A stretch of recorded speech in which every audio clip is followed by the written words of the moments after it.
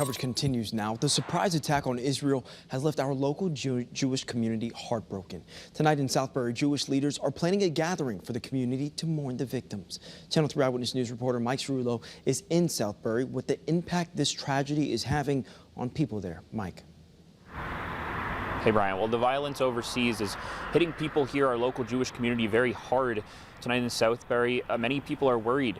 They're concerned for the safety of their friends and loved ones overseas. They're going to be coming together to grieve and to stand in solidarity with the Israeli people. Now, tonight at 7 at B'nai Israel Synagogue, they're planning to mourn the victims of the attack and pray for the welfare and safety of those still in Israel.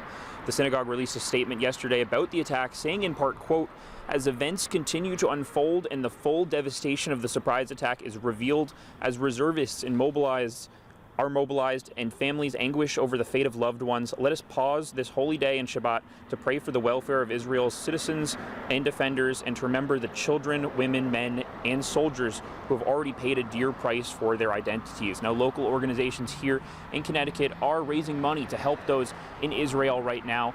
They are grieving and mourning after these attacks in Southbury. That is going to start at 7 o'clock tonight in Southbury. Mike Cerullo, Channel 3 Eyewitness News.